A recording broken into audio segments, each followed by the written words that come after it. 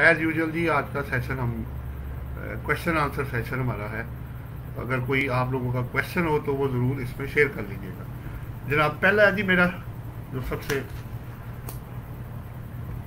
वो सैलरी की पेमेंट है जी। सबसे पहला क्वेश्चन आ रहा है, अगर आप सैलरी की पेमेंट करते हैं, आप एक finance manager, financial controller, assistant manager finance, whatever you are, तो उस पर जो टैक्स है वो कैसे काटा जाएगा। देखिए आपको जो मेन सेक्शन है जो इससे कनेक्टेड है वो 149 सेक्शन, जो आपको तरीका बताएगा कि एक एम्प्लॉयर ने एक एम्प्लॉय का टैक्स कैसे काटना है। सिंपल वर्ड्स, अब मसलन एक बंदे की सैलरी है 1 लाख रुपए पर मंथ, अज्यूम कर लेते हैं।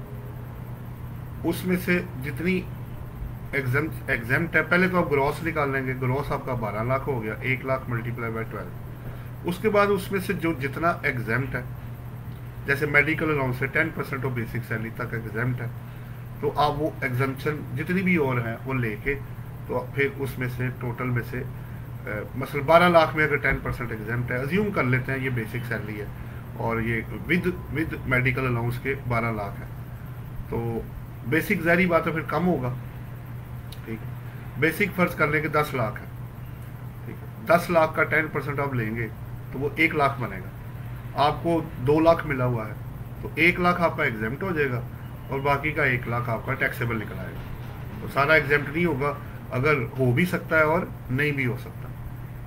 एक बात। दूसरी बात यह है कि अगर आपकी एग्जाम्पशन ज़्यादा हो जाए लेकिन मेडिकल अलाउंस कम हो तो नेगेटिव फिगर आप आगे नहीं लेके जाएंगे। मसलन आपका मेडिकल अलाउंस है 50,000 और 10% निकलता है 1 लाख, तो आपने 50,000 जो है उसको ज़ीरो कर देना। ज़ाहिर बात है क्योंकि वो आगे नेगेटिव फिगर आप आगे नहीं ले जा सकते, क्योंकि सैलरी के केस आपको पता होना चाहिए कोई भी एक्सपेंसेस या लॉस आप सेट ऑफ नहीं कर सकते। और अगर आपको रेफरेंस चाहिए हो तो section 56 of the income tax ordinance आप पढ़ सकते हैं, जो बताता है कि सैलरी और प्रॉपर्टी इनकम के अगेंस्ट कोई भी लॉस आप एडजस्ट नहीं कर सकते। और एक्सपेंसेस के लिए 12 सब सेक्शन 4 है, जो बताता है कि आप खर्चे भी माइनस नहीं कर सकते सैलरी के अगेंस्ट। तो जब आपने ऑफर करना है वो विदाउट एक्सपेंसेस के आएगा। ये आपका पहला पॉइंट था जी। आपने इससे कनेक्टेड कोई सवाल करना हो तो कर सकती हैं, या मैं आगे चलूं। देखें अब यहाँ पे 2 पॉइंट पहले ज़हन में रखें। एक, गवर्नमेंट सेक्टर में स्केल के हिसाब से पैसे होते हैं। जिस स्केल में आपकी अपॉइंटमेंट होगी वो कहेंगे जी बेसिक सैलरी आपकी ये है और अलाउंसेस और बेनिफिट्स आपके ये है, वो टोटल हो जाएगा। जब आप प्राइवेट सेक्टर में आएंगी तो वहाँ स्केल नहीं होते, वहाँ डेजिग्नेशन होता है। आपका डेजिग्नेशन क्या है उसके मुताबिक आपका सैलरी जो है पैकेज तय किया जाएगा। ठीक है, और आप उसको ब्रेकअप, कुछ लोग ब्रेकअप बनाते हैं, कुछ लोग ब्रेकअप नहीं बनाते। तो बेस्ट ब्रेकअप जो टैक्स के अंदर है, बेस्ट स्ट्रक्चर आपके पास अगर आपको लेना है तो ज़ाहिर बात है आप मेडिकल अलाउंस को बीच में करवा के तो उससे एग्जम्पशन अवेल करने की कोशिश करेंगे। और भी पॉइंट्स हैं लेकिन अभी जो अलाउंसेस के और बेनिफिट्स, फ्रिंज बेनिफिट्स, परक्विजिट्स के बगैर सैलरी होती है उसको बेसिक सैलरी कहते हैं। ठीक है, लेकिन गवर्नमेंट सेक्टर में आपको मिनिमम ऑफ टाइम स्केल मिलेगा कि उस स्केल के हिसाब से पैसे आपके कितने। तो पेपर में अगर आपको सवाल आ जाए कि गवर्नमेंट एम्प्लॉई है तो फिर जो प्रेफरेंस होगी जो मेडिकल अलाउंस की वो आपकी मिनिमम ऑफ टाइम स्केल पे चला जाएगा। तो वो डिपेंड करता है कि आप कर क्या रहे हैं। आप जैसे 45% हाउस रेंट अलाउंस है वो आपका गवर्नमेंट सेक्टर में आपके MTS का है और प्राइवेट सेक्टर में बेसिक सैलरी का है। और अगर दोनों दिए हो और गवर्नमेंट एम्प्लॉई हो तो प्रेफरेंस किसकी होगी, मिनिमम ऑफ टाइम स्केल की हो जाएगी, क्योंकि उसको वो मिल रहा होता है। हाँ जी, आपका कोई सवाल तो नहीं मिस? नहीं जी मिस, आपने बताया अभी अगर तो एग्जैम्पशन एक्सीड कर जाए तो फिर आपने कुछ नहीं करना ना। फर्ज करें आपको मिला ही 1 लाख है, एग्जम्पशन 2 लाख की है, तो अब आप नेगेटिव नहीं आगे लेके जाएंगे, उसको आप जीरो कर देंगी, यानी 1 लाख में से 1 लाख ही माइनस होगा, आगे कुछ नहीं जाएगा। ये ना हो कि नेगेटिव फिगर आप आगे लेके चली जाए, नेगेटिव नहीं आगे जाएगा, क्योंकि एक्सपेंसेस और लॉसेस की एडमिसिबिलिटी अगेंस्ट दी सैलरी या प्रॉपर्टी इनकम अनलेस लॉ आपको अलो ना करे आप नहीं कर सकते। आगे चले जी, चले, पहला क्लियर हो गया, मैंने कहा साथ साथ कर लेते हैं। नेक्स्ट है जी मेरे पास इसी से कनेक्टेड अगर आपकी during the tax year salary कम हो जाती है या बढ़ जाती है, अब देखें दो चीज़ें मुख्तलिफ हैं। अगर आपकी वाकई सैलरी कम या ज़्यादा हुई है, अज्यूम कर लेते हैं मसलन पहले 6 माह में आपकी तनख्वाह है 50,000 रुपये और अगले 6 माह जो टैक्स ईयर के हैं उसमें हो गया 1,00,000 रुपये, तो आपको पहले 6 माह में मिलेगा 3,00,000 रुपये, 50,000 मल्टीप्लाई बाय 6, और अगले 6 माह में आएगा आपका 6,00,000 रुपये, तो ये आपका 9,00,000 रुपये टोटल हो जाएगा। तो पहले 6 माह में जो टैक्स होगा वो 50,000 के हिसाब से निकलेगा और अगले 6 माह में जो टैक्स आएगा वो 1,00,000 रुपये के हिसाब से, यानी आपको टैक्स बढ़ाना पड़ जाएगा अगले पहले जो 6 माह है। अगर आप देखें तो मुझे अभी नहीं पता कि मुझे जंप मिलना है 50,000 रुपये का, तो मैं 50,000 मल्टीप्लाई बाय 12 करूँगा, तो वो तो 6,00,000 का बिलो टैक्सेबल लिमिट है, उस पर तो टैक्स लगना ही नहीं, सीधी बात है, क्योंकि 6,00,000 रुपये तक जो टैक्स रेट है वो 0% है।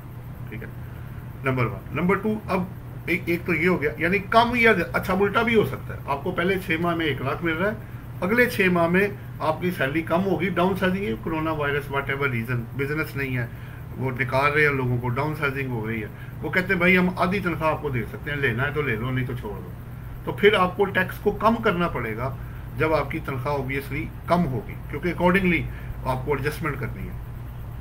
लेकिन जो रियल है वो रियल ही रहेगा। पहले 6 माह में अगर आपको नहीं पता कि कम होना है तो 12,00,000 रुपये के हिसाब से टैक्स कटा होगा, फिर अगले 6 माह में जो टैक्स होगा, अच्छा फिर उसमें से आप पिछला माइनस कर देंगे, और अगर पहले ज़्यादा कट गया, अच्छा अब ये तो हो गया सैलरी की वजह से इम्पैक्ट क्या पड़ेगा, सैलरी ज़्यादा होगी, सैलरी कम हो गई, अब मैंने गलती से एक बंदे का टैक्स ज़्यादा काट लिया या कम काट लिया या नहीं काटा, तो ड्यूरिंग दी टैक्स ईयर आप उसकी एडजस्टमेंट कर सकती हैं। 149 सेक्शन में ये लिखा हुआ है।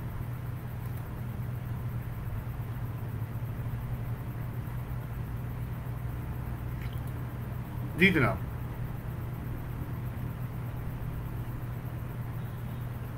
आगे चलें। सर ये एम्प्लॉय के पर्सपेक्टिव से है ना, क्योंकि एम्प्लॉय ने तो ये एंड के बाद ही रिटर्न सबमिट करवानी है, डिडक्शन तो वही करेगा। एक मिनट ठहरिएगा, तो ये एम्प्लॉय के पर्सपेक्टिव से होगा ना, जो टैक्स की एम्प्लॉयर जो पेमेंट कर रहा है 149 सेक्शन पेयर के पॉइंट ऑफ व्यू से, अगर आपने रेसिपिएंट को चेक करना है तो 12, 13 और 14 सेक्शन आपके पास अवेलेबल है इनकम टैक्स लॉ का। क्यों जी, 2 हो गए? हाँ जी मिस, क्लियर है? चले आगे फिर तीसरा जी, आज का तीसरा सवाल वो मेरे पास आ रहा है कि अब आपने टैक्स काट लिया, ठीक है, अब यहाँ थोड़ा सा पहले ये मैं कर लूँ, फिर मैं वापस कुछ नए पॉइंट्स और भी डालेंगे। अब पॉइंट आ रहा है कि मैंने इसको जमा कब करवाना है। आपने एक बंदे का टैक्स काट लिया है, गुड्स पे, सर्विसेज पे, कॉन्ट्रैक्ट पे, आपने सैलरी पे टैक्स काट लिया है, रेंट पे आपने टैक्स काट लिया, तो अब चूंकि देखें ये पहली बात तो ये पैसा आपका नहीं है। अगर आपने टैक्स काटा है टैक्स लॉ के मुताबिक, तो ये पैसा किसका है? किसका है भाई? स्टेट का है। आपने स्टेट को पैसा देना है, उसकी रिपोर्टिंग भी करनी है, ठीक है, क्वार्टरली विद होल्डिंग स्टेटमेंट एक तो फाइल करनी है, लेकिन सबसे पहला पॉइंट ये है कि आपने उसकी पेमेंट करनी है जो टैक्स आपने स्टेट का काटा हुआ है। काजी कैसर साहब वालेकुम अस्सलाम, कोई सवाल हो तो कर लीजिएगा। आपने जब टैक्स काट लेना है तो फोर्टनाइटली बेसिस पे लॉ लिख रहा है रूल्स के अंदर। अब फोर्टनाइटली का मतलब ये होता है कि जिस वीक में आप काटेंगे उससे अगले वीक रात संडे 12 बजे तक आप टैक्स को जमा करा सकते हैं। अच्छा, अब इसमें 2 पॉइंट्स बड़े इंपॉर्टेंट है। अगर आप गवर्नमेंट इदारा है, ठीक है, अगर आप फेडरल या प्रोविंशियल गवर्नमेंट है, आपका जो टैक्स है अगर आप टैक्स काटते हैं तो सेम डे में जमा होगा, ये मैं बताता चलूँगा। अगर आप फेडरल या प्रोविंशियल गवर्नमेंट को सप्लाई करते हैं तो उन्होंने लॉ में लिखा हुआ है कि सेम डेट पे, यानी आज अगर सप्लाई होगी आज ही पेमेंट पहले तो पेमेंट है ना, सब्जेक्ट टू पेमेंट है, ठीक है, पेमेंट जिस दिन होगी उसी दिन ही टैक्स भी जमा करा दिया जाएगा। अगर क्रेडिट पीरियड 3 माह का है, 1 माह का है, 10 दिन का है, वो अपनी जगह पे रहेगा। जिस दिन पेमेंट होगी उसी दिन ही आपका जो टैक्स है वो जमा होगा। ये गवर्नमेंट, फेडरल और प्रोविंशियल गवर्नमेंट को सप्लाई। लेकिन उनके अलावा अगर इदारे हैं या उनके बनाए हुए इदारे हैं, ये भी ध्यान में रखना है, फेडरल और प्रोविंशियल गवर्नमेंट को है, उनके बनाए हुए इदारों को नहीं है, ठीक है। तो फिर आपने फोर्टनाइटली बेसिस को यूज़ करना है। मसलन आज है आज क्या वेडनेसडे है जी? जी वेडनेसडे है। जी सर। आज 16 तारीख है क्या? 17 17 17 तारीख है जी आज। सर। ठीक है। Wednesday meeting. तो 17 आपने 17 मार्च को आपने सप्लाई की गवर्नमेंट को और उन्होंने पेमेंट भी 17 मार्च को आपको कर दी। तो आज ही टैक्स जमा होना चाहिए। जिस दिन अगर मैंने आपको कहा नहीं जी आप महीने बाद आइएगा आपको महीने बाद पैसे मिलेंगे, तो महीने बाद जो जब मैं पेमेंट करूंगा तो उस दिन विद होल्डिंग टैक्स, जितने भी इनकम टैक्स लॉ की प्रोविजंस हैं वो पेमेंट बेस पे हैं। अगर आप पेमेंट करेंगे तो टैक्स आएगा, वरना नहीं आएगा। मसलन एम्प्लॉई है आपका, उसकी इनकम टैक्सेबल है लेकिन वो पैसे ही नहीं ले रहा, वो आ ही नहीं रहा, और मैंने कहा ले लो भाई पैसे, वो नहीं आ रहा, तो मैं टैक्स कब काटूं? जब मैं पैसे दूं उसको, उससे पहले नहीं, उससे पहले बनता नहीं।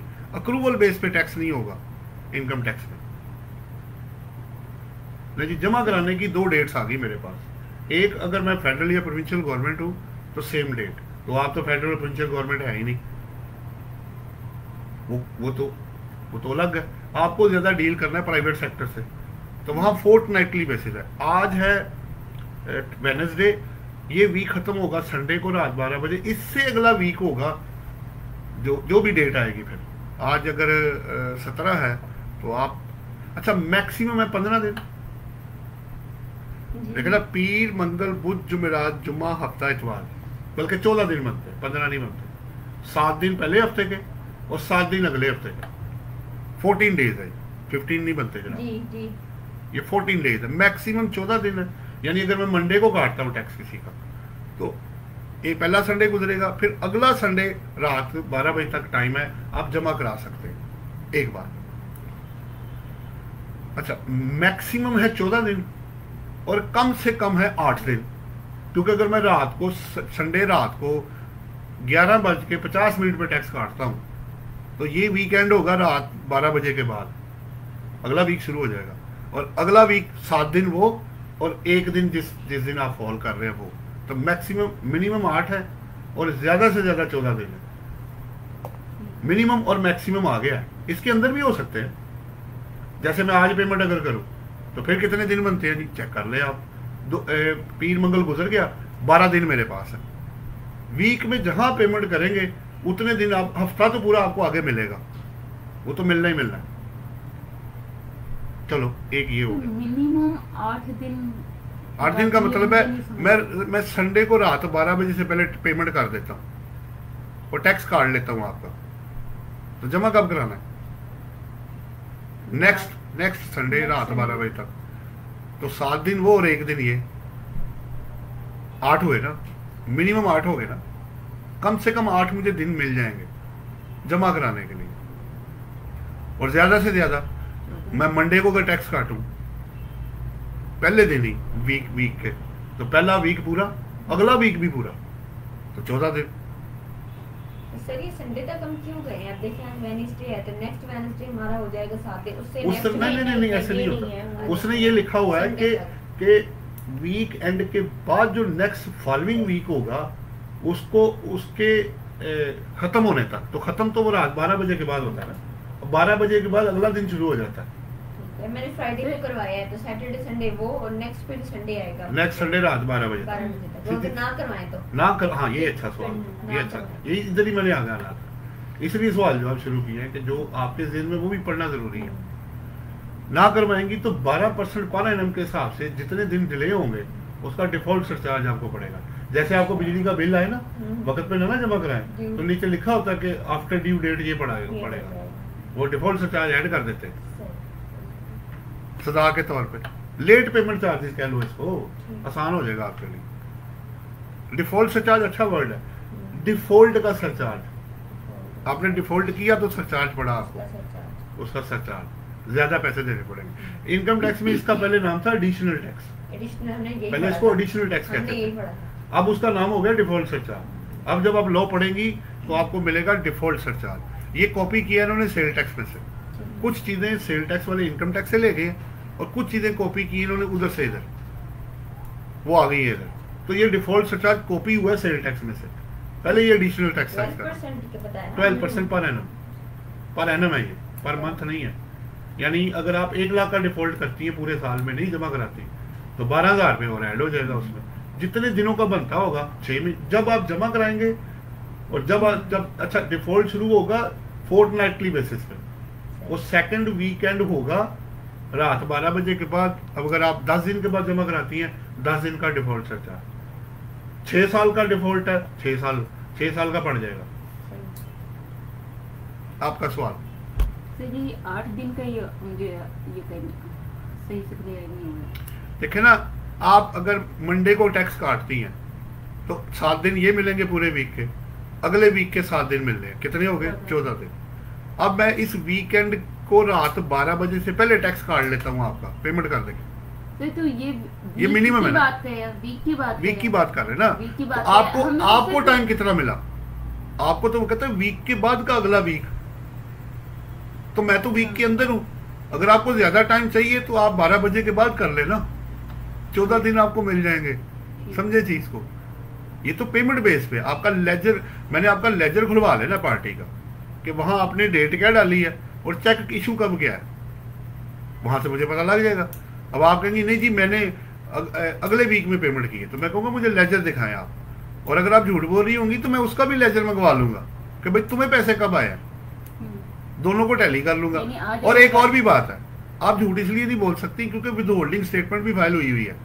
आपने विद होल्डिंग स्टेटमेंट मुझे फाइल की हुई है, मैं वहां से भी पकड़ लूंगा।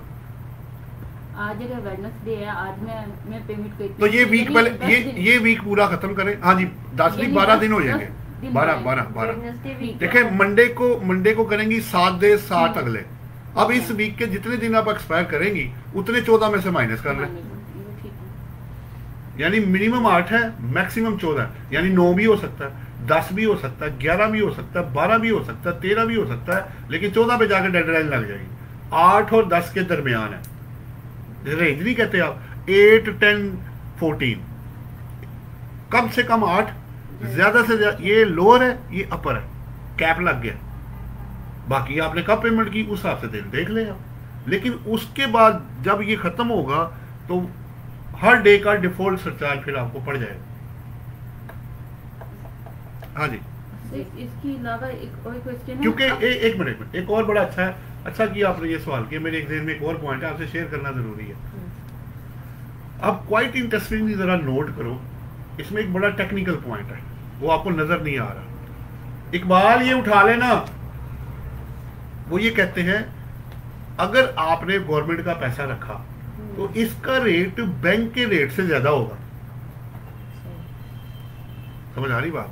अगर ये मैं पैसा उठा के बैंक में, मैंने स्टेट का 1 करोड़ पे काट लिया, मतलब लोगों का काटा, मैंने बैंक में जाके जमा करा दिया, मैंने कहा मैं इंटरेस्ट ले लेता हूँ इन्वेस्टमेंट पे, वो आपको देगा 6 से 7%, ठीक है, फिर भी आपको 5% और मजीद जमा कराना पड़ जाएगा। तो उन्होंने इंटेंशनली ये जो रेट रखा हुआ है ये बैंक के डिपॉजिट या इन्वेस्टमेंट के रेट से ज्यादा रखा हुआ है ताकि कोई मिस यूज करने की कोशिश ना करे। ये भी जरा ज़हन में रखो, पैसा बड़ी जबरदस्त चीज है। पैसे के मामले में लोग बड़े फार्मूले लगाते हैं कि यार इसको कैसे बचाना मैंने, तो उन्होंने उस चक्कर से बचने के लिए तो ताकि लोग ये ना हो कहें जी बैंक तो मुझे देता 15%, इनको मैंने देना 12%, तो 3 तो फिर भी मुझे बचेगा। बड़ी स्मार्टनेस है इसके अंदर, बड़ा तरीके से इसको डिजाइन किया जाता है। जी बाजवा साहब वालेकुम सलाम, मियां महमूदुल हक साहब वालेकुम अस्सलाम। कोई सवाल हो तो कर लीजिएगा, अभी ज़रा सेशन हम कर लें तो आप सवाल ज़रूर कर लीजिएगा, करते जाएं आप, साथ साथ जवाब आपको मिल जाएंगे। अच्छा चले, तो ये एक बड़ा अच्छा पॉइंट सामने आ गया।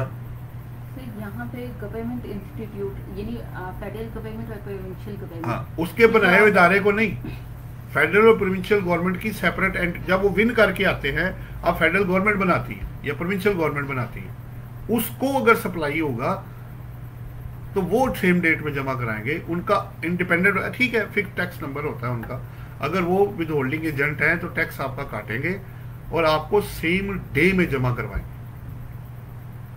उसका बनाए हुए इदारे को नहीं, वो दूसरी तरफ चला जाएगा। जैसे गवर्नमेंट यानी दो ही डेट्स है, दो ही डेट्स है, अगर फेडरल और प्रोविंशियल गवर्नमेंट है तो सेम है, अदरवाइज फोर्टनाइटली बेसिस है। फार्मूला आपके पास आ गया, सीधी सी बात है। चले आगे।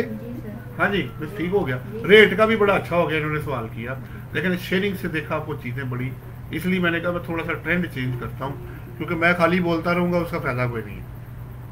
आप लोग शेयरिंग करेंगे तो कोई ना कोई नई चीज़ बीच में से निकल आएगी।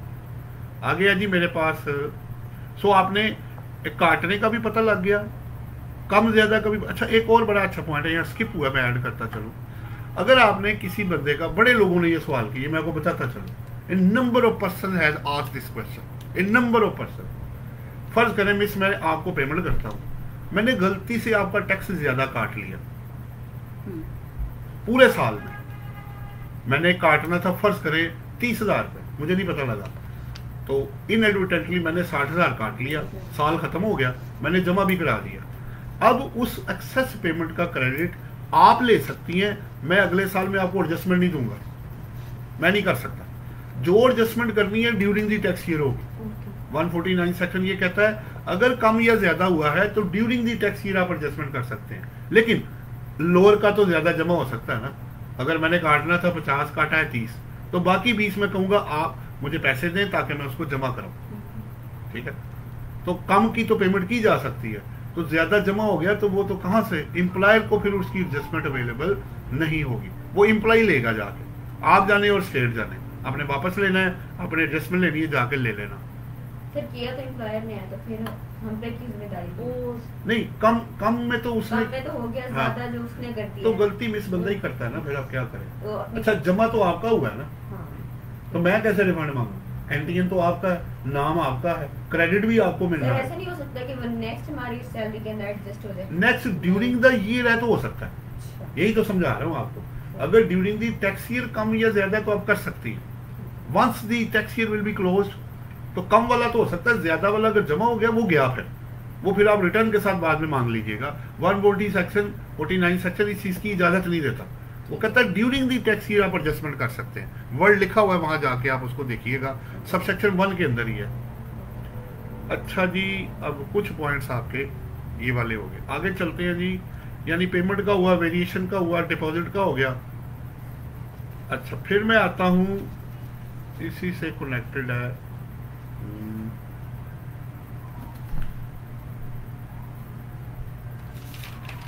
अच्छा फिर मेरा सवाल है कि अगर आप कोई मुख्तलिफ पेमेंट्स करते हैं तो मुझे ये कैसे पता लगेगा, बड़ा अच्छा सवाल है जो अक्सर लोग करते हैं, कि मैंने इस बंदे का टैक्स कितना काटना है। सैलरी के तो स्लैब रेट आपके अवेलेबल है, ठीक है। सैलरी में ये भी है कि अगर आपका एम्प्लॉई अगर आपको अपने टैक्सेस कटे हुए ड्यूरिंग द टैक्स ईयर का को प्रूफ दे देता है, जैसे गाड़ी की रजिस्ट्रेशन है, कैश विड्रॉल है, मोबाइल फोन है, ठीक है, जहां जहां उसने टैक्स जमा कराया होगा अपना सैलरी, जो सैलरी के अलावा अगर है, तो उसका प्रूफ वो मुझे ला के दे दे। ये मिस कहती मैंने नई गाड़ी ली है, उसमें मैंने 50,000 टैक्स दिया, तो मैं कहूँगा जी लाइए दिखाएं, ये गाड़ी आपके नाम है, ये इसी टैक्स ईयर में हुआ है, रसीद है आपके पास, आपने पेमेंट कर दी हुई है। तो इनका मैंने काटना था 4 लाख रुपए, इनका मैं 50,000 उसमें से माइनस करूंगा, बाकी 3.5 लाख में इनका टैक्स काट लूंगा। क्यों? ताकि आपका रिफंड ना आए। सैलरीड क्लास को उन्होंने ये सहूलत दी हुई है कि इनका रिफंड ना आए, इनका बराबर हो जाए, वरना ये फिर बोलते पड़ेंगे वो जनाब मेरे पैसे आपने रखे हुए वापस क्यों नहीं करते आप, मेरे पैसे वापस, ये फैसिलिटी दी हुई है। अदरवाइज ये नहीं होती, ये दूसरे केसेस में नहीं है, क्योंकि एम्प्लॉइज आपको पता वही तनख्वाह उसने लेनी है, अगर वो भी पूरी नहीं आप उसको देंगे तो वो फिर अजीबोगरीब सिचुएशन क्रिएट हो जाएगी। और हुआ भी है, लोग एक में ये हुआ था, कुछ लोगों ने डिले करके रिटर्न फाइल की, अब गौर से सुनना, ये पिछले 1-2 साल में हुआ है। तो इन्होंने कहा जी जो अब जिन लोगों ने रिटर्न फाइल नहीं की उनको हम पेनल्टी चार्ज करेंगे। उन्होंने कहा ठीक है अब दें। इन्होंने जनाब सैलरीड क्लास को 4 लाख प्लस बंदा था जिनको इन्होंने, या जितने भी थे जिन्होंने डिफॉल्ट किया था, इन्होंने उनको शो काज नोटिस दी कि हम आपको पेनल्टी चार्ज करें। उन्होंने कहा जी ठीक है आपने दे दिया। उसने कहा पैसे लेके दिखाओ। जब मैंने आपको टैक्स पूरा दे दिया हुआ है और मेरा पहले ही कट जाता है, तो कागज अगर लेट आए तो तुम्हें मसला क्या है? वो टैक्स का डिफॉल्ट है मेरा नहीं है ना, पैसे तो तुम ले चुके हो। अच्छा चलो, अब इन्होंने बाइकआउट कर दिया जनाब, इनके पीछे हाथ धो के पड़ गए। उन्होंने घुटने टेके, उन्होंने सारे नोटिस विड्रॉ किए, जनाब आपको कोई पेनल्टी नहीं है, आप सिर्फ रिटर्न जमा करा दें, आपकी मेहरबानी काफी है। जान छोड़ाई उन्होंने भी, इतना आसान नहीं है वो। उसने कहा, लोगों ने कहा अच्छा जी आप मुझे पेनल्टी चार्ज करेंगे। लोगों ने, एम्प्लॉयज ने सामने मेरे आकर उसे कहा उसको जाके ये कहो तुम जो कर सकते हो ना कर लो, पैसे नहीं मैंने देने, तुम मेरे पास है ही नहीं यार, कैसी बातें करते हो आप लोग, आपकी चीजें देखिए किधर जा रही हो। एम्प्लॉय पहले पैसे पैसे तो मैं दे चुका हूँ आपको, मेरी कोई और इनकम है, कोई और चीज है मेरे पास, किस बात का मैं आपको दूं। इन्होंने फिर टेक्निकली चूंकि समझ आई, प्रेशर आया, इन्होंने वो उसको क्लैरिफिकेशन दी कि जी इनको आपने पेनल्टी चार्ज नहीं करनी।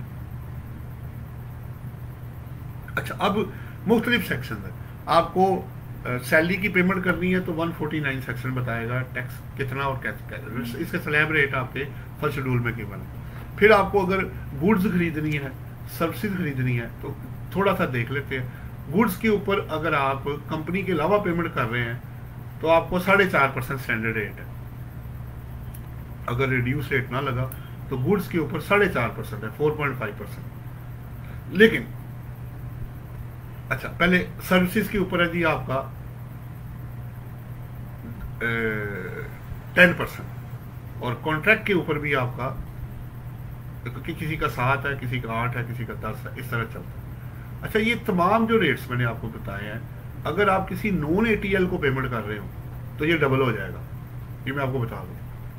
मसलन एक बंदे को आपने पेमेंट की गुड्स के अगेंस्ट 4.5% स्टैंडर्ड रेट है, तो अगर वो नॉन ATL यानी एक्टिव टैक्स पेड की लिस्ट में नहीं है तो वो 9% हो जाएगा। बाजवा साहब आपका सवाल लेते हैं, आप लोग सवाल करते जाए, इंशाल्लाह ताला आपको जवाब देंगे 1 बाय 1 करके।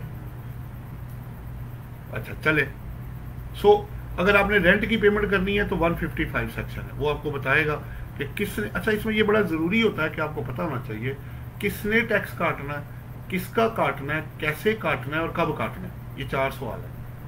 तो क्या उस सेक्शन में आप विद होल्डिंग एजेंट हैं, हो सकता है आप विद होल्डिंग एजेंट ना हो, फिर आपको टैक्स नहीं काटना।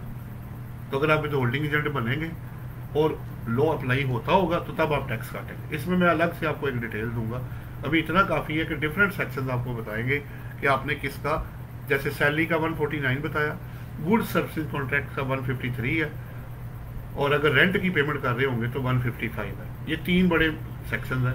सैलरी 149 में है, 149,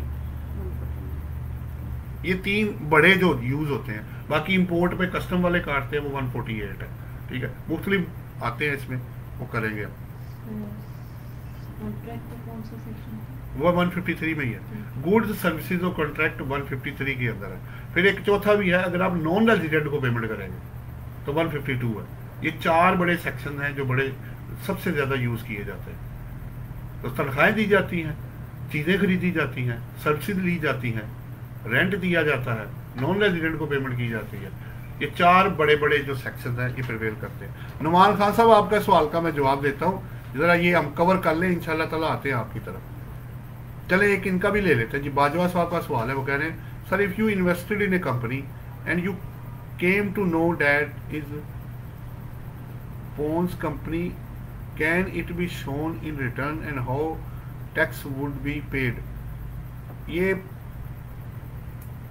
बाजवा साहब ये क्या लिखा हुआ आपने, डेट इज पोन्जे कंपनी, ये क्या है जी, जरा क्लियर करें मुझे, ये क्या लिखा हुआ आपने, PONSZE, ये जरा क्लियर करें ये क्या लिखा आपने, फिर ही जवाब आपको मिलेगा। नुमान खान साहब का सवाल है, वो कह रहे हैं अस्सलाम वालेकुम। वालेकुम अस्सलाम। If an individual is a teacher of any private school being recognized by board of education, अच्छा, whether he is eligible for full time teacher allowance or not। ले जी वो सवाल आ गया जो हम शेयरिंग कर रहे थे। तो क्या एक वो बंदा जो प्राइवेट इदारा है लेकिन एजुकेशन ने, बोर्ड ऑफ एजुकेशन ने उसको अप्रूव किया हुआ है, तो मसला ये है नुमान खान साहब, बात ये हो रही है कि क्या उसको NPO का स्टेटस मिला हुआ है। अगर तो वो NPO का स्टेटस उसके पास है, जो कि उसमें लिखा हुआ है फुल टाइम टीचर्स और रिसर्चर जो है working in a non profit educational, ठीक है, और रिसर्च इंस्टीट्यूट या गवर्नमेंट इंक्लूडिंग इंस्टीट्यूट है, तो क्योंकि ये अगर NPO में जैसे लम्स है, UMT है, उन्होंने अपना NPO का स्टेटस लिया हुआ, तो एजुकेशनल इंस्टीट्यूट होके NPO का स्टेटस आप लेंगे तो तब आपको फुल टाइम टीचर्स का जो है वो बेनिफिट जो है वो जो सैलरी पे आपको 25% मिलना है तब आपको मिलेगा। तो नुमान साहब आपको मुझे उम्मीद है जवाब मिल गया होगा, इसको ओके कर दें। और बाजवा साहब ये ज़रा क्लियर करें कि आपने कंपनी में इन्वेस्ट किया है। बहरहाल अगर आप कहते हैं कंपनी है, कोई भी कंपनी, अगर आपको रिटर्न मिला है तो इन्वेस्टमेंट आप अलग शो करेंगे और रिटर्न जो आपको आएगा वो अलग शो करेंगे। बाजवा साहब कोई और सवाल हो तो उसको कर लीजिएगा, अगर इससे डिफरेंट आपका क्वेश्चन है। हाँ जी, आगे मैं चलता हूँ जी, मेरे पास है 5 नंबर क्वेश्चन।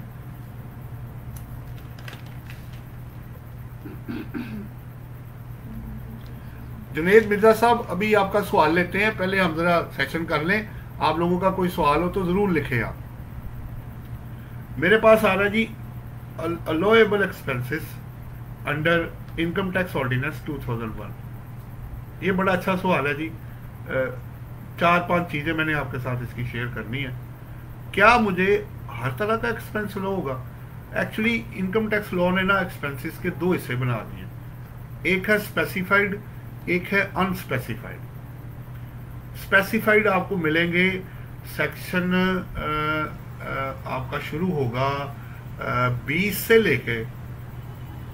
लेके 31 तक जाएगा, और 21 को आप बीच में से निकाल देंगे क्योंकि वो नॉट अलोएबल एक्सपेंसेस है। तो 20, 22, 23, 24, 25, 26, 27, 28, 29, 30, 31 तक ये जाएगा, जो उन्होंने स्पेसिफाई कर दिए कि ये आप एक्सपेंडिचर ले सकते हैं, जिसमें आपकी एम्प्लॉइज ट्रेनिंग एंड फैसिलिटीज है, बैड डेट्स हैं, आपकी रिसर्च, साइंटिफिक रिसर्च एक्सपेंडिचर है, फिर उसके अंदर डेप्रिसिएशन है, अमोर्टाइजेशन है, इंटेंजिबल्स है, प्री कमेंसमेंट है, सारा कुछ उन्होंने एक लिस्ट बनाई हुई है।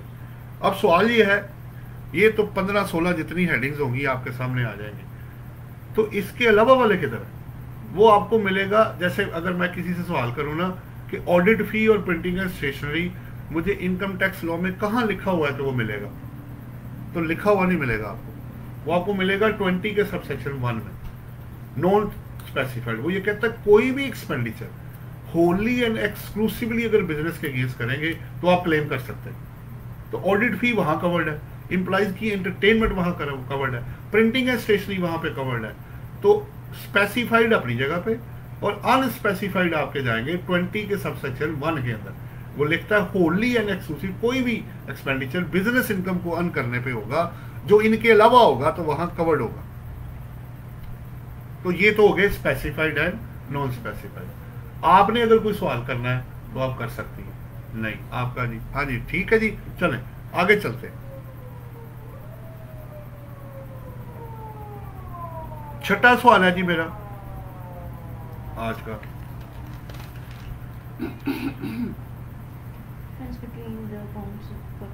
हाँ जी। अब फर्क हमने बात करनी है कि अगर आप किसी इदारे में काम करते हैं, एक बात हो रही है, तो आप सोल पार्टनरशिप हो सकता है, एओपी हो सकती है यानी पार्टनरशिप, या कंपनी हो गई, ये 3 ही ज्यादा, या नॉन प्रॉफिट ऑर्गेनाइजेशन भी हो सकता है।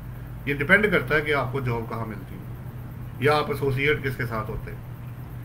अब सवाल ये है कि हर एक की रिक्वायरमेंट डिफरेंट है।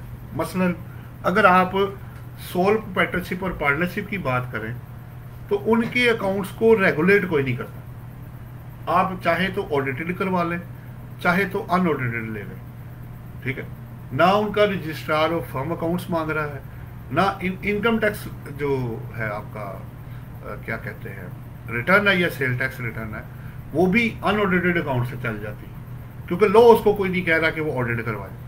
अब जब आप कॉर्पोरेट सेक्टर में होंगे, यानी कंपनी है, लिस्टेड है, अनलिस्टेड है, प्राइवेट लिमिटेड है, तो फिर आपको उसका ऑडिट कराना लाजमी होगा, क्योंकि इनकम टैक्स लॉ में ये रिक्वायरमेंट है कि जब रिटर्न किसी बंदे ने फाइल करनी है कंपनी की रिटर्न विदाउट ऑडिटेड अकाउंट्स के फाइल नहीं होगी, और अगर आपने की तो आपको शॉर्ट डॉक्यूमेंट्स का नोटिस आ जाएगा और आपको फिर भी बाद में ऑडिटेड अकाउंट्स देने ही पड़ेंगे। इसका मतलब है कॉर्पोरेट सेक्टर जो है वो तो चला गया ऑडिट में, वो आपको कराना ही कराना है।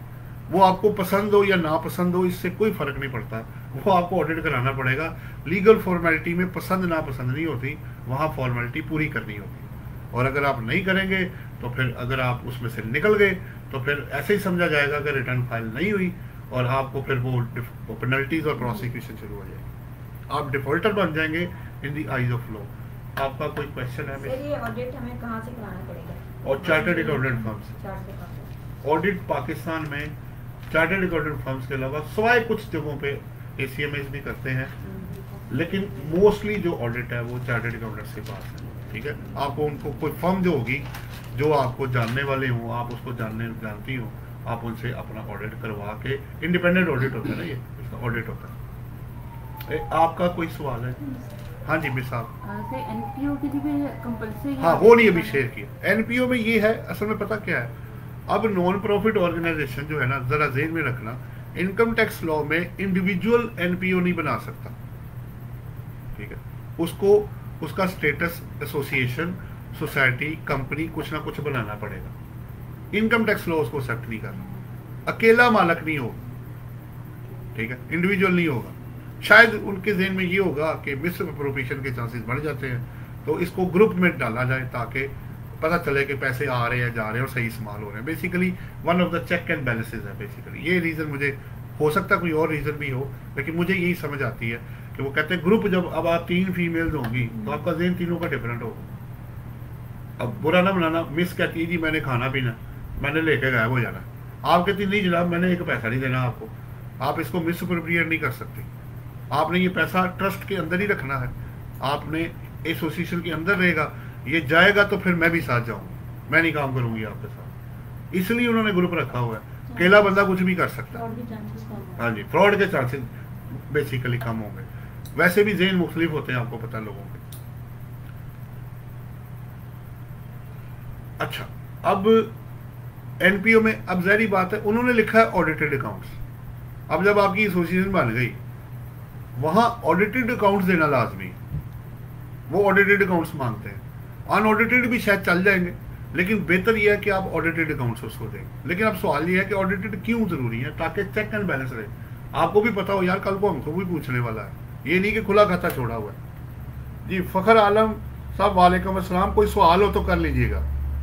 बाजवा साहब आपके सवाल का अच्छा उन्होंने जवाब दिया कि जी वो था which raises money for general public and they are not authorized to do so।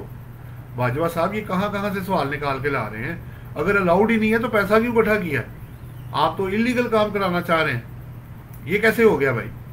बहरहाल बात यह है, अगर आप कोई पैसा जनरेट करते हैं जिससे आपको फायदा पहुंचता है, वो आपकी इनकम बन जाएगी। ठीक है, पहली बात तो ये है। अब एजेंसी अलग पीछे पड़ेंगी, जैसे आपस की बात है, ठीक है, लोग स्मगलिंग भी तो करते हैं ना जी, वो कहते हैं जी हमारा बिजनेस है।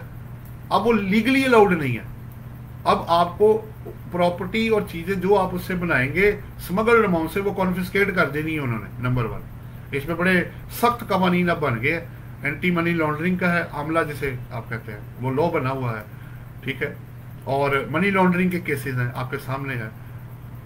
तो इसमें फिर कस्टम वालों को भी ये पावर चली गई है। मैं आपको बताता चलूँ नॉलेज के लिए, उन्होंने कस्टम ऑफिसर को ये पावर दी है, अगर किसी की कोई प्रॉपर्टी मूवेबल या इमूवेबल इलीगल मनी से बनाई गई है तो कस्टम वाले उसको कॉन्फिस्केट कर देंगे, वो ले जाएंगे आपसे। फिर वो सजा जदा अलग होगी, वो अपनी जगह पे रहेगा।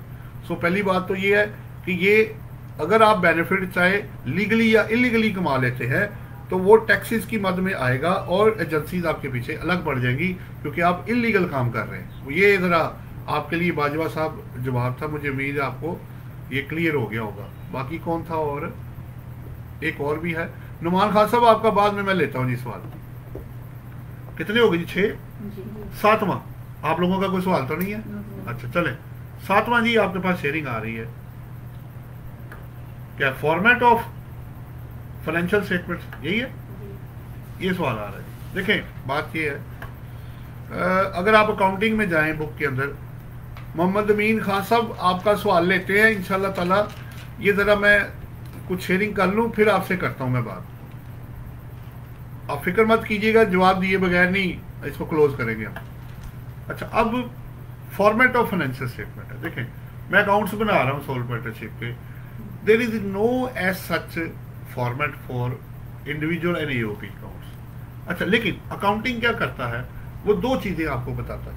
वो कहता है एक ब्रिटिश है, एक अमेरिकन स्टाइल है। ठीक है, आप ब्रिटिश स्टाइल क्या है जो बैलेंस शीट फॉर्मेट में आप बनाते हैं, फिक्स लायबिलिटी और फिक्स एसेट पहले आते हैं, करंट लायबिलिटीज और करंट एसेट्स बाद में आते हैं। ये उनका फॉर्मेट है। फिर income profit and loss account आप स्टेटमेंट फॉर्म में बनाते हैं, sale minus cost of sale, gross profit, उसमें से सेलिंग एडमिन चार्जेस लेस करके तो आप अपना प्रॉफिट बिफोर टैक्स और टैक्स माइनस करके प्रॉफिट आफ्टर टैक्स निकाल लेते हैं। पार्टनरशिप इसी तरह, चॉइस अब आपकी है, आपने किस फॉर्मेट को चूज करना है। लॉ ने कोई रिस्ट्रिक्शन नहीं लगाई, चॉइस आपकी है। दूसरा आता है काजी कैसर साहब, मैं आपका अभी जवाब देता हूँ इंशाल्लाह, ये जरा सेक्शन जरा क्लोज कर ले, मैं आपको देता हूँ जवाब। अब आ गया कंपनी का जो फॉर्मेट है वो कंपनीज ऑर्डिनेंस, अब तो कंपनीज एक्ट है 2017, उसमें उन्होंने डिफाइन किया हुआ है कि आपने ओबियसली फिक्स लायबिलिटीज पहले आती हैं और करंट लायबिलिटीज बाद में आती हैं। फिक्स एसेट पहले आते हैं और करंट एसेट्स आपके बाद में आते हैं, तो उनका फॉर्मेट डिफाइंड है और आप लोगों ने ब्रिटिश लॉ अडॉप्ट किया हुआ है, उसके मुताबिक ही आपकी जो फाइनेंशियल स्टेटमेंट्स है बनाई जा रही है। लेकिन आप सोल पार्टनरशिप और एओपी है, आप अमेरिकन स्टाइल यूज करना चाह रहे हैं जी, करंट एसेट्स हम पहले लिखेंगे तो लिख लो, there is no such format for individual and AOP. अगर आप अमेरिकन करना चाहते हैं अमेरिकन कर लें, ब्रिटिश करना चाहते हैं ब्रिटिश कर लें, चॉइस आपकी है, क्योंकि लॉ पीछे रेगुलेट उसको नहीं कर रहा। अगर लॉ रेगुलेट कर, जैसे कंपनी को रेगुलेट किया जा रहा है, एसईसी भी रेगुलेट कर रही है उसको, ठीक है, उसको जो ऑडिट है वो उसको कराना लाजमी है, जैसे अभी मैंने आपसे कहा। अच्छा जी, एक आध सवाल जी मैं इधर से भी ले लेता हूँ वरना बहुत ज्यादा इकट्ठे हो जाएंगे। जुनेद साहब का सवाल था जी, राह खोल के पहले बनता है जो पहले सवाल करता है, वो कहते हैं sir please explain deferred input tax in sales tax. देखिए बात यह है जुनेद साहब, पहली बात तो ये है कि ये टर्म सेल टैक्स लॉ में तो मैंने नहीं देखी, कहाँ लिखी हुई है डेफर्ड। अब यही है कि अगर आपको एक इनपुट नहीं मिला आप उसको आगे ले जाए, या अगर आप क्लेम नहीं कर पाए तो अगले 6 मंथ्स में आप टैक्स पीरियड में क्लेम कर सकते हैं। अगर इसका कोई और मीनिंग है तो वो मैं आपको बाद में फिर शेयर कर लूंगा। मैंने as such directly deferred input tax sale tax में वर्ड नहीं पढ़ा, ना ये डेफिनेशंस में है और ना ही मैंने वहां देखा है। आपने कहीं देखा है तो मेरे साथ बात कर लीजिएगा, लेकिन जितना आपको मैंने बताया वो आपके काम आ जाएगा। अच्छा जी, फिर आगे आ गया बाजवा साहब को तो मैंने दे दिया था, फिर आ गया वो भी हो गया था।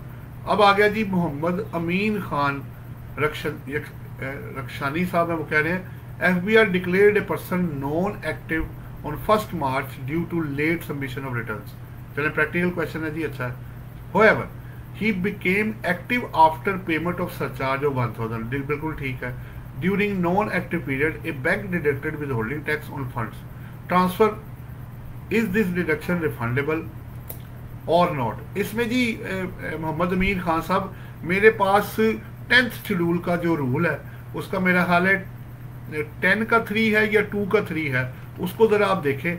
मेरा ख्याल है उसमें ये लिखा हुआ है कि अगर आप अपने आप को एक्टिव करवा लेते हैं तो जो टैक्स आपका पहले ज्यादा कटा होगा उसकी आप जो एडजस्टमेंट है या आपका जो भी रिफंड होगा वो आप कर सकेंगे। इसको जरा देख लें तो मुझे उम्मीद है कि आपका 10th शेड्यूल में से मसला हल हो जाएगा। अगर ऐसे ही है तो चेक करके इसको ओके कर दीजिएगा। दूसरा सवाल है जी फखर आलम है, वो कह रहे हैं सर जी 155 income from property applicable unapplicable on unregistered person. देखें फखर आलम साहब, बात ये हो रही है आप रजिस्टर्ड है या अनरजिस्टर्ड है वो तो बात की बात है, आपका लीगल स्टेटस जो है 155 सेक्शन में पढ़ा जाएगा। अगर आप विद होल्डिंग एजेंट की डेफिनेशन में फॉल कर गए तो फिर आपको, अगर आप रेसिपिएंट हो तो जहरी बात है आप टैक्स देंगे। अगर मैं 10 साल तक रजिस्टर्ड ही नहीं होता और रेंट लिए जा रहा हूँ तो आपका क्या ख्याल है कि FBI चुप करके बैठा रहेगा? तो फिर भी आपको टैक्स देना है, ये जरा ज़हन में रखिएगा। पेयर को विद होल्डिंग एजेंट में देखना है और रेसिपिएंट को आपने देखना है कि वो कितनी इनकम कमा रहा है। 2 लाख से ऊपर आपको पता है उस पर टैक्स लग जाता है जी। एक और जी छोटा सा सवाल है, काजी कैसर साहब कह रहे हैं अस्सलाम वालेकुम। वालेकुम सलाम जी। Surplus on revaluation of assets do not affect tax accounting as per previous question with you. ठीक हो गया। तो फिर but at the time of retirement of partner after revaluation of fixed assets share distributed, बिल्कुल ठीक है। Can we consider income surplus on revaluation of fixed assets? Qazi साहब बड़ा अच्छा सवाल बना के लाए हैं, लगता है बड़ी मेहनत कर रहे हैं आप। अच्छा देखिए, पहली बात तो ये है टैक्स डिपार्टमेंट, ये आपकी बात बिल्कुल ठीक है, इन्होंने सवाल किया था या किया होगा या किसी और ने किया होगा कि सरप्लस या डेफिसिट का टैक्स अकाउंटिंग के साथ कोई लेना देना नहीं। वो एक्चुअल कॉस्ट को मानते हैं, वो इसको नहीं मानते क्योंकि ये एक्चुअली पैसा नहीं गया होता, सीधी सी बात है। ना लॉस एक्चुअल है ना गेन एक्चुअल है, इसलिए वो इसको इग्नोर कर देते हैं, नंबर 1। अब दूसरा सवाल आपने कहा कि जब आप उसको रीवैल्यू करके बेचेंगे तो ज़ाहिर बात है, देखें कैसर साहब, जब आप बेचेंगे, जब आपने उसको फर्क करना है एसेट्स को, तो आपने तो मार्केट वैल्यू पे बेचना है ना, तो फिर वो सरप्लस, ये वाला सरप्लस नहीं है, वो तो रियल आपको पैसा है। लेकिन इसके लिए मैं आपको रेफर कर देता हूँ सेक्शन 79। अगर आप पार्टनर्स में उनका हिस्सा डिस्ट्रीब्यूट कर रहे हैं जब कंपनी या एओपी बंद हो रही है, तो वो उनको जो पैसा मिलेगा वो चार्जेबल टू टैक्स नहीं होगा, जो इन दी रेशियो ऑफ कैपिटल जाएगा, उसको आप 79 सेक्शन में पढ़ लीजिएगा, उसमें ये अवेलेबल है। आज का आखिरी क्वेश्चन है जी इनका, काजी साहब का, वो कह रहे हैं, मोहम्मद अमीन साहब ने ओके कर दिया जी, थैंक यू जी। काजी कैसर साहब कह रहे हैं प्रिलिमिनरी एक्सपेंसेस कितने ईयर्स में एडजस्टेबल है? काजी कैसर साहब, इसका 5 साल का ड्यूरेशन है, 20% पर एनम के हिसाब से सेक्शन 25 जाके आप पढ़ लीजिएगा। मुझे उम्मीद है, वैसे तो ये 5 साल है, लेकिन अगर इसमें नंबर ऑफ डेज होंगे तो फिर ये 5 साल बढ़ के आगे चले जाएंगे, लेकिन इनको सालों में काउंट कीजिएगा। बड़ा अच्छा सवाल है, एक फीमेल ने किया था, उसने कहा सर अभी आपने, मैं ICMAP में पढ़ा रहा था, उसने कहा आपने कहा नंबर ऑफ डेज के हिसाब से आपको प्रिलिमिनरी एक्सपेंसेस अमोर्टाइज होते हैं, तो जब मैं हाफ ईयरली अगर यूज कर रही हूँ अमोर्टाइजेशन, तो ये तो 10 साल बन जाएंगे। मैंने कहा आपने देखा नहीं, यूजफुल लाइफ 5 ही होगी, 6 माह जमा करोगी तो वो 5 साल में आपने उसको चेक करना है, आपने आपकी यूजफुल लाइफ 5 साल है, आप नंबर ऑफ ईयर्स काउंट करी जा रही है। ठीक है, तो ये आपके सवाल का जवाब था जी। फखरे आलम ने भी ओके कर दिया जी। अच्छा जी, आपके रह गए बाकी 3। 8वां सवाल है जी आपके पास आज का, वो क्या है? How to prepare cash flow statement. बड़ा अच्छा सवाल है जी।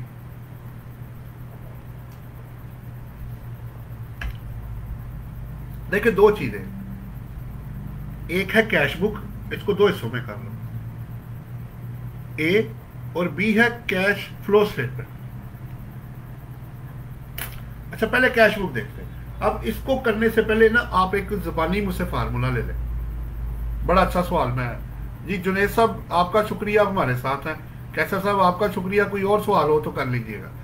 देखिए मिस, मेरा आपसे बड़ा एक सिंपल सा सवाल है, आपके पास थे, मुझे सिंपल ही जवाब दीजिएगा, क्योंकि मैं लॉ का सवाल नहीं कर रहा, प्रैक्टिकल क्वेश्चन करने लगा हूँ। मिस, आपके अबू ने आपको दिए 10,000 रुपये महीने के शुरू में, उन्होंने कहा बेटा ये पकड़ो 10,000 रुपये, महीने के बाद में जितने आप खर्च कर लेंगी ना, तो बाकी और मुझसे ले लेना। आपने क्या किया, 10,000 पकड़ा, आपने बचत करते करते आपने कहा जी मुझसे ना 6,000 रुपये खर्च हो गए, लेकिन अब मेरी जरूरत गई है बढ़, मुझे पैसा और चाहिए। उसने कहा ठीक है जी, आपको मैं ऐसे करता हूँ 12,000 दे देता हूँ। आपके अबू ने आपको 12,000 रुपये पकड़ा दिए, आपको 4 पीछे से बचा था, ठीक है, 12 आपको और आ गया। ओपनिंग बैलेंस प्लस रिसीट कितना हो गया, 16। 16 में से आपने 10,000 खर्च कर दिया, बाकी कितना है, इसको कैश अकाउंट कहते हैं। सिंपल वर्ड्स में ओपनिंग कितना था, रिसीव्ड कितना हुआ, खर्च कितना किया और बैलेंस कितना है, इसको कैश अकाउंट कहते हैं। और इसको अगर आप सिस्टमेटिक फॉर्मेट में प्रेजेंट कर देंगी तो उसे कैश फ्लो स्टेटमेंट कहते हैं, और कुछ भी नहीं है ये। यानी अब उसमें ना वो 3 एक्टिविटीज, आप जब कैश फ्लो किसी भी लिस्टेड कंपनी को खोलें गूगल पे जाके, स्टॉक एक्सचेंज में किसी को भी निकालें, उसमें कैश फ्लो देखें, वो आपको 3 एक्टिविटीज देगा। OIF हम इसको कहते हैं, ऑपरेटिंग, इन्वेस्टिंग एंड फाइनेंसिंग। ये 3 एक्टिविटीज आपको देगा, ठीक है। अब अगर ऑपरेशन से कुछ आया गया है वो इसके अंदर है, जो इन्वेस्टिंग से आया गया है वो इसके अंदर है, जो फाइनेंसिंग से आया गया है वो इसके अंदर है, और एंड पे आपका ये आएगा चेंज, ये ड्यूरिंग द ईयर जो कैश फ्लो आपका आएगा नेट करके इन तीनों को कुछ आंसर आएगा, या इनफ्लो होगा या आउटफ्लो होगा। देखिए यहाँ प्लस माइनस होना है, प्लस माइनस होना है, प्लस माइनस, एंड पे या अब आपका प्लस निकलेगा या माइनस आएगा। ये ड्यूरिंग द पीरियड हो गया। इसमें ओपनिंग बैलेंस वो ऐड करेगा या लेस करेगा, तो आपका क्लोजिंग बैलेंस आपका आ जाएगा। ये कैश फ्लो है, वो जो आपको सिंपल बताया, वो आपके अबू वाली रिकंसिलिएशन जो बनाई मैंने आसान लफ्जों में, कि शुरू में, अब आप इसको उठा के अप्लाई करेंगी बिजनेस में, आप कहेंगे जी शुरू में मेरे पास इतना था, ये मेरी रिसीट हुई है जहां से भी आई है, जो भी चीज बेची है, इसमें कैपिटल और रेवेन्यू का चक्कर नहीं होगा। जो भी बेचा आपने, जो भी पैसा आया, चाहे लोन की शक्ल में आया, चाहे रीपेमेंट की शक्ल में आया, रिसीव्ड और पेड इसके अंदर आने हैं। Opening plus received less paid तो क्लोजिंग आपके पास। तो आप जाके चेक करना, वो जो क्लोजिंग बैलेंस होगा ना, वो कैश फ्लो के कैश एंड बैंक बैलेंसेस से टैली हो जाएगा। तो बेसिकली ये कैश की और बैंक की रिकंसिलिएशन है। अच्छा, मोहसिन अली साहब कह रहे हैं जी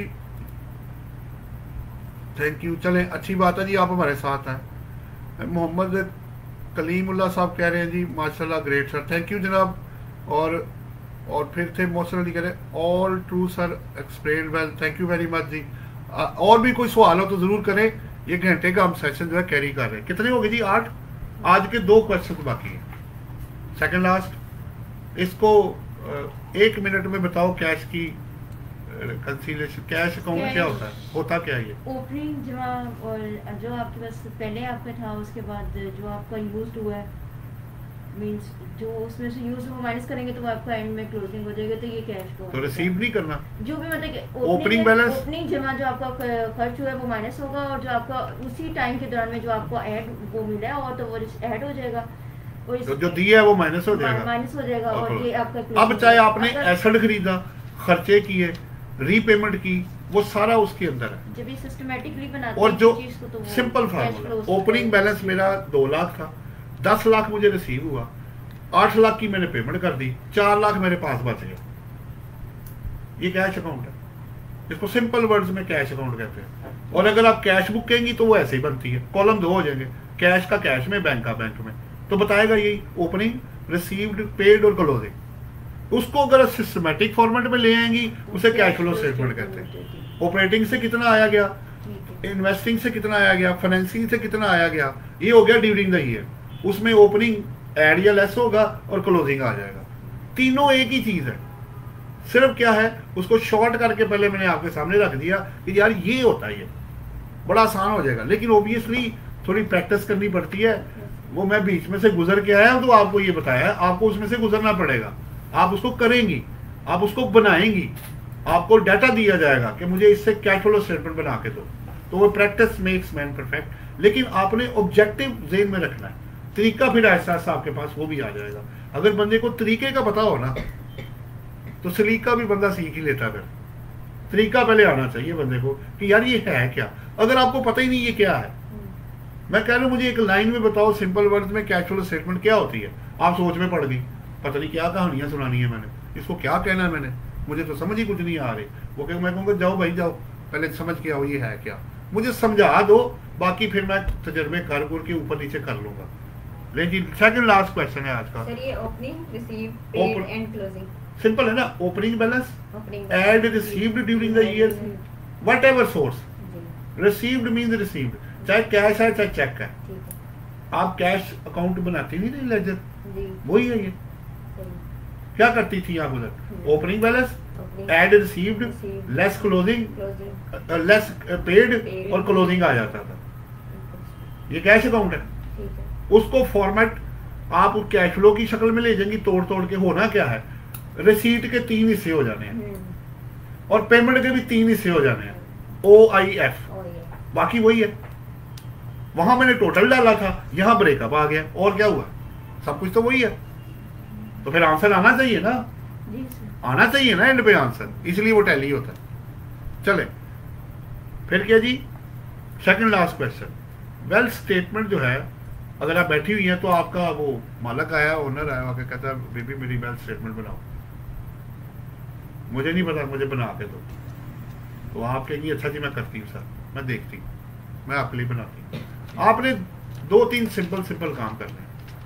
उन्हें कहना है सर जितने आपके नाम पे, आपकी वाइफ के नाम के और बच्चों के और थर्ड पर्सन पेरेंट्स के नाम पे आपने एसेट्स और लायबिलिटीज रखे हुए हैं ना, उसकी मुझे डॉक्यूमेंट दे दें।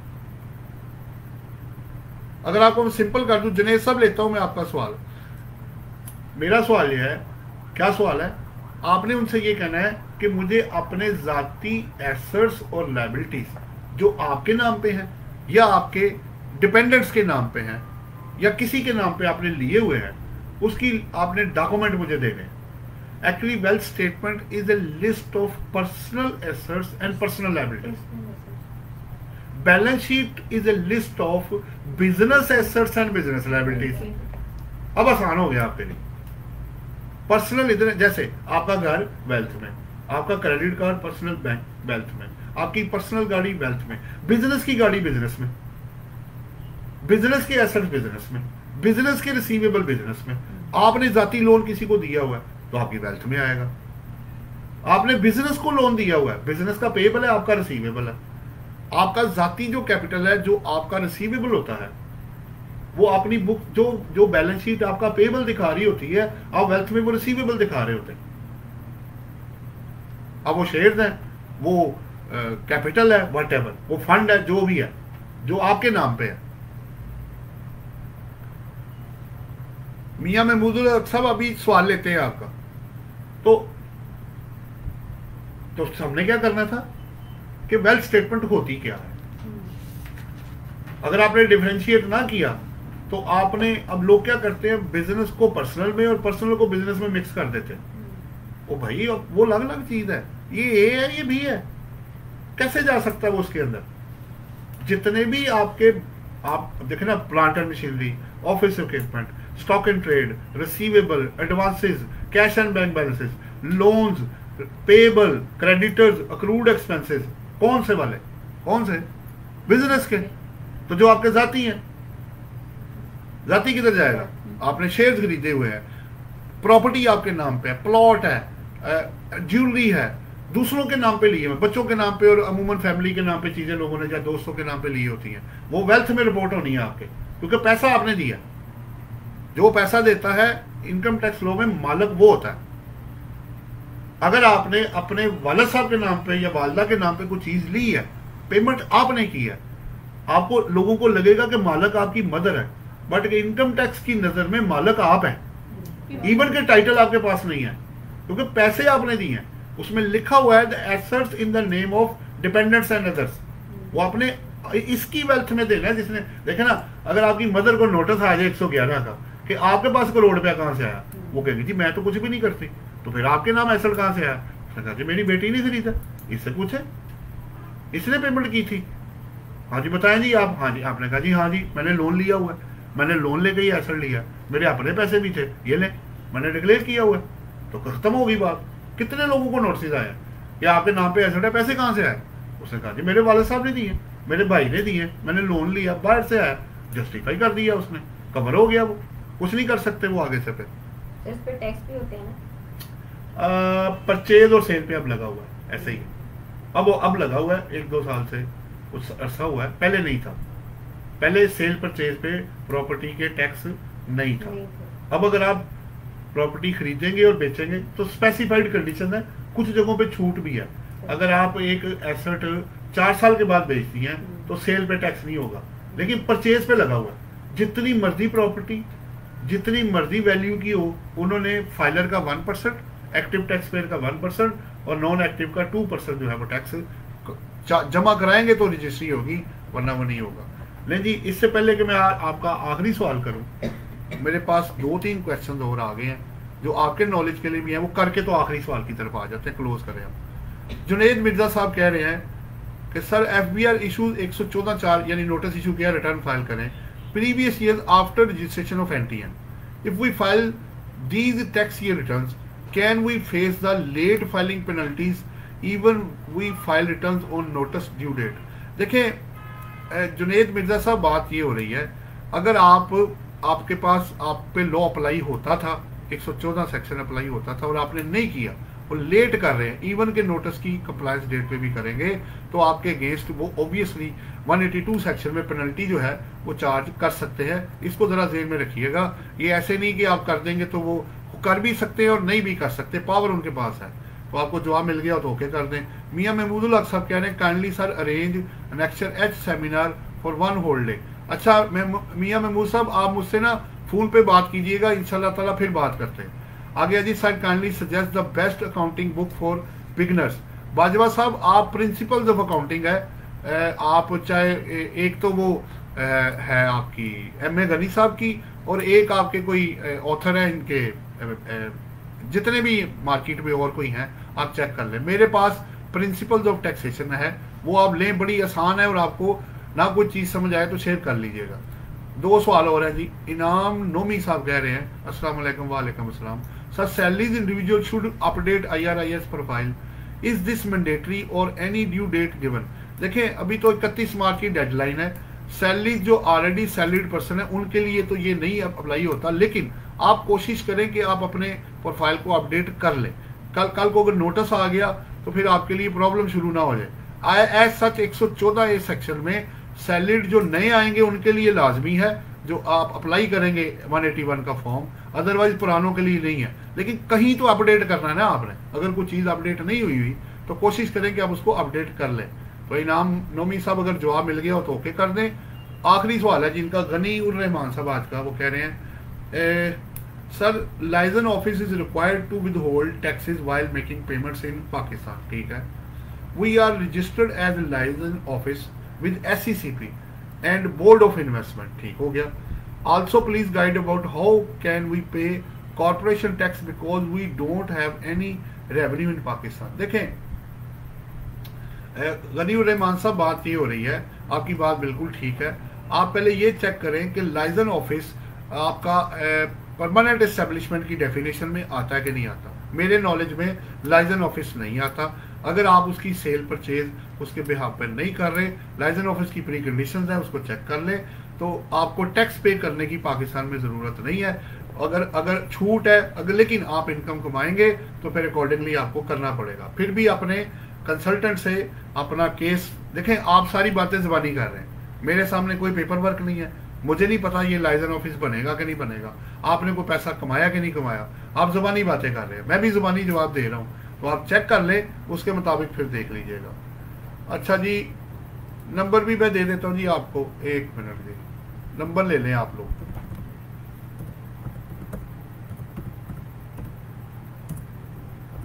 ये आपके पास मेरा नंबर आ गया जी।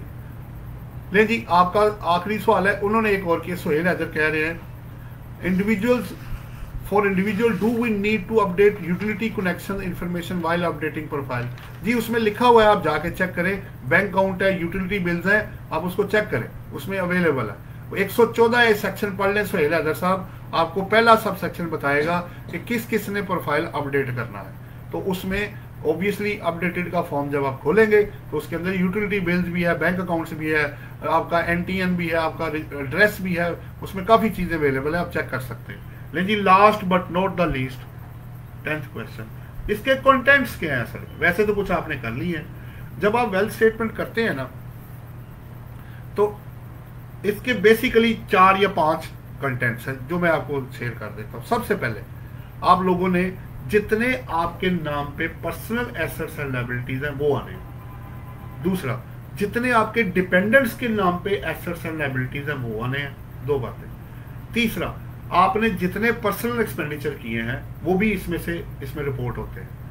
फिर इसमें वो एसेट जो आपने ट्रांसफर कर दिए, गिफ्ट कर दिए ड्यूरिंग द टैक्स ईयर, वो भी आपने रिपोर्ट करते हैं। और आखिरी इसके अंदर है कि आपने इसमें वेल्थ रिकंसिलिएशन स्टेटमेंट भी बनानी होती है, जो कि आप वेल्थ स्टेटमेंट के साथ जब तक आप वो रिकंसिलिएशन नहीं बना के देंगे, आपका डिफरेंस आता रहेगा और आप रिटर्न फाइल नहीं कर सकेंगे। सो ये कंटेंट्स भी हो गए और प्लस इसके कुछ जो नेक्स्चर या जो चीज़ें हैं वो आपके सामने आ गई। लेकिन जी, आप लोगों का कोई इस वक्त तक का कोई सवाल हो तो या मुझे ओके कर दें जी, ओके हो गया आपका, ठीक हो गया।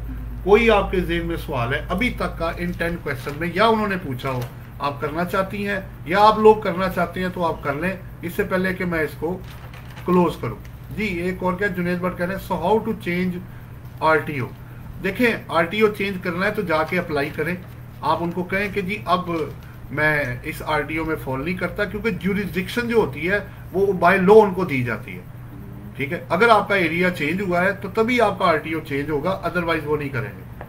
जी जनाब, हाँ जी, 4 मिनट जनाब, 3 मिनट और बाकी हैं। अगर आप कोई सवाल करना चाहते हैं या करना चाहती हैं तो आप कर सकते हैं, इसमें से कुछ भी। वेल्थ की कंटेंट्स में आपने एक्सपेंसेस के बारे में बताया। हाँ, क्योंकि उसमें पर्सनल एक्सपेंसेस भी रिपोर्ट होते हैं। उसका ना एक्चुअली ना एक एनेक्शन F है, वो मैं आपको बताता चलूँ। उसके अंदर देखिए होता क्या है, ये नेक्सल एफ क्यों आया, लोग अपनी इनकम हाइड करते हैं। उन्होंने कहा अच्छा एक काम करो, इनसे पर्सनल एक्सपेंसेस का ब्रेकअप ले लो। तो पैसे थे तो खर्च हुए थे ना। अब उन्होंने क्या किया, एक लिस्ट बनी हुई है नेक्सल ऐप में, आपका रेंट, अगर रेंट पे घर है, बच्चों की फीसें, आपके यूटिलिटी बिल्स, क्लब की membership, foreign travelling, local travelling, और इसके अलावा कोई भी आपने फंक्शन एंड गैदरिंग है, और एंड पे उन्होंने मांगा फूड, क्लोथिंग एक्सेट्रा। तो टोटल करके हमें बताएं कि आपकी फैमिली एक साल में कितने पर्सनल एक्सपेंसेस आप बियर करती हैं। फर्ज करें मिस आप घर चला रही है, आप एक्सपेंसेस का जब टोटल करती हैं वो आ जाता है 15 लाख रुपए। तो 15 आपके पास था ना, तो खर्च हुआ। अब आप कहें जी मेरी इनकम है 4 लाख रुपए, तो वो बोलेगा फिर 15 लाख कहाँ से आया, ये कैसी बातें होगी भाई। फिर उन्होंने काफ़ी चीज़ें ऑनलाइन अटैच कर दी हैं, बैंक अकाउंट आपके अटैच है, प्रॉपर्टियां अटैच है ऑनलाइन, आपके यूटिलिटी बिल्स अब अटैच हो रहे हैं, काफ़ी चीज़ें, गाड़ियां अटैच हो रही हैं, उनके पास पावर है। आपको पता होना चाहिए FBR के पास ये पावर अवेलेबल है कि वो किसी भी बंदे से आपकी डाटे को कलेक्ट कर सकता है, और सब लोग उसकी मदद करेंगे डाटे को देने में। उन्होंने एक ऑनलाइन वेरिफिकेशन का एक बनाया हुआ पोर्टल, जिसमें जाके आपके नाम पे कुछ चीज़ आ रही है जो अपडेट हुई है टू डेट एक्सेट, अभी सारी चीज़ें अटैच नहीं हुई, अभी कुछ चीज़ें अटैच है, आप जाके चेक कर सकती हैं कि मेरे नाम पे क्या क्या आ रहा है जो अपडेट हुआ है। आहिस्ता आहिस्ता सारे ने अपडेट होना है, हर चीज़ जो आपके नाम पे होगी वो ऑटोमेटिक उसके अंदर चली जाएगी। मसलन प्रॉपर्टियों पे बड़ी लंबी एक्सरसाइज की है उन्होंने। जुनेद साहब कह रहे हैं जी शुक्रिया, आपका शुक्रिया जी, आप हमारे साथ हैं। कोई और सवाल हो तो कर ले, 2 मिनट बाकी हैं जी। अब लोगों ने प्रॉपर्टियां खरीदी हैं, उन्होंने कम अज कम 4 लाख प्लस नोटिस इशू किए हैं जिन लोगों ने ड्यूरिंग द ईयर प्रॉपर्टियां ली हैं या बेची हैं। और ये उनकी स्टेटमेंट है कि आधी प्रॉपर्टियां बीच में आई नहीं, लोगों ने खरीद तो लिए, पैसे हैं ही नहीं या डिक्लेयर ही नहीं हुई, और हमारी एक्सरसाइज फ्रूटफुल गई है, और उसको लग रहा है 111 सेक्शन। बड़े लोग हैं जिनको नोटिस इशू हुए, वो है 176 का नोटिस कि जनाब आपने ये प्रॉपर्टी खरीदी है, अब हमें ये बताएं आपके पास पैसा कहां से है, या वेल्थ में किधर है। कुछ लोगों की डिक्लेयर्ड भी है, कुछ लोगों की अनडिक्लेयर्ड है। उन्होंने नोटिस सबको दे दिए, डिक्लेयर्ड वाले को भी दिए हैं, अनडिक्लेयर्ड वाले को भी दिए, क्योंकि पैसा तो फिर भी पूछना है उसने। आप 2 करोड़ की प्रॉपर्टी डाल दें, मैं कहूँ मुझसे पैसा कहां से आया, ये कहां से लेके आई आप चुप, आप मेरी शक्ल देख रही है, वो जी आप इसको छोड़ दें, ये है तो वो है। इसका मतलब है कि पैसा कमाया गया था, आपने शो नहीं किया। अब वो कमेटियां थी, वट एवर जो भी था। लेकिन इसमें एक अच्छी चीज़ है जो मैं आपको बताता चलूँ। कराची से काफ़ी फीमेल्स के मुझे फ़ोन आए हैं कि जब ये चल रहा था कि जी एमनेस्टी है, प्रॉपर्टियां कवर कर लें वरना वो कॉन्फिस्केट कर देगा। तो 4-5 फ़ोन में उन्होंने एक ही सवाल किया कि सर वो विरासत में चीज़ें आई हैं और गिफ्ट मिला है, लेकिन वेल्थ में नहीं आ रहा, तो ये कह रहे हैं एमनेस्टी वेल कर ले। मैं कहा मेरी बात सुनो, आपने प्रॉपर्टी अगर तो 6 साल से पहले ली थी तो उस पे तो वो तो टाइम बार्ड हो गया, उस पे तो लॉ अप्लाई नहीं होता, ठीक है। लेकिन आप कोशिश करें कि उसके 6 साल के अंदर वाली को रिवाइज करके, क्योंकि पैसे तो दिए नहीं आपने, आपको कोई टेंशन हो रही है, आपकी लीगल चीज़ है ये, इसको पेपर पे लेके आए और रिवाइज करें वेल्थ स्टेटमेंट को, और उसके अंदर कवर कर लें, नंबर 1। अब अगर पैसे से लिए तब भी देख ले, क्योंकि ज्यादा विरासत में और वो वाली चीज लोग स्किप कर जाते हैं, भूल जाते हैं। दूसरा, अगर नहीं कोई हल निकलता तो फिर एमनेस्टी वेल कीजिएगा, सीधा एमनेस्टी में जाने की जरूरत नहीं है। अगर पैसा बच सकता है लीगली, ये नहीं है क्योंकि हम चीट कर रहे हैं या झूठ बोल रहे हैं, लोगों का आराम का पैसा नहीं होता भाई कि हम उसको कहें जबरदस्ती भी तुम जमा कराई जाओ, ठीक है। तो कुछ लोगों ने गलतियां की भी हैं, वो टाइम बार्ड प्रॉपर्टी को कवर कर लिया अंदर जबकि उसकी जरूरत ही नहीं थी, उस पर वो इन्वोक नहीं हो सकता था। ले जी, आज का जो लास्ट क्वेश्चन लेके मैं 2 क्वेश्चन छोटे छोटे आए हैं। पहला जी, कलीमुल्ला साहब कह रहे हैं sir a person buy a plot at Bahria Town, there is no stamp paper involve in Bahria Town, ठीक है, they provide just an allotment letter, how to pay the tax etcetera. देखें मोहम्मद कलीम साहब, ये जब आप अलॉटमेंट लेटर लेंगे ना तो वो आपसे टैक्सेस कलेक्ट करके आप जब तक आप जमा नहीं ना कराएंगे वो आपकी अलॉटमेंट लेटर नहीं आपको देंगे। ये ज़रा चेक करें आप, प्रैक्टिस ये चल रही है, हमारे भी क्लाइंट्स हैं, पेमेंट के बगैर आपको उन्होंने अलॉटमेंट का लेटर ही नहीं देना, नंबर 1। दूसरा जी जुनेद भट्ट साहब का, अगर आपको जवाब मिल गया हो तो ओके कर दें। जुनेद भट्ट कह रहे हैं 122 नो के बाद रिटर्न रिवाइज कर सकते हैं। देखो जुनेद भट्ट, बात ये हो रही है, लॉ ने ये लिखा हुआ है कि 122 नो का नोटिस इशू हो जाए तो फिर आप रिटर्न को रिवाइज नहीं कर सकते। ये ज़रा जेहन में रखना, ये चेक कर लो ये कब आया है। अगर तो आपको नोटिस इससे किसी पहले सालों का है तो वो तो आप कर लेंगे, लेकिन जब से ये सेक्शन आया है उसके बाद से आप रिवाइज नहीं कर पाएंगे। मुझे उम्मीद है जी आप लोगों को काफ़ी फायदा हुआ होगा। लास्ट अपॉर्चुनिटी मैं दे रहा हूँ, आपके जेहन में अगर कोई सवाल है तो आप कर लें, वरना मैं इसको क्लोज कर रहा हूँ। सर इस सारे के अंदर ड्यूरेशन कहाँ फॉल करेगा? कौन सा ड्यूरेशन? सर डोनेशन, अगर हमने कोई डोनेशन दिया है तो चैरिटी की, आपने डोनेशन दी है किसको? उसको चैरिटेबल इंस्टीट्यूशन हाँ को। उसमें दो चीजें हमें, डोनेशन में लॉ ये कहता है अगर आपने अप्रूव्ड इंस्टीट्यूशन को दी है, अब दो तरह के होते हैं, एक तो होता है ना किसी राह चलते आदमी को वैसे पकड़ा दिया, उसका तो कोई बेनिफिट नहीं, वो अल्लाह से लेना है, और प्लस आपको पर्सनल एक्सपेंस में आप डाल देंगे, हो गया। लेकिन अगर आप शौकत खानम को देते हैं तो आप टैक्स रिटर्न फाइल करती हैं तो आपको स्टेट डिडक्शन मिलेगी, आपकी टोटल इनकम में से आपकी टैक्सेबल इनकम का 30% जो होगा, नहीं हाँ जी 30% आप माइनस कर सकती हैं, लेकिन रसीद होनी चाहिए और पेमेंट का प्रूफ आपके पास होना चाहिए।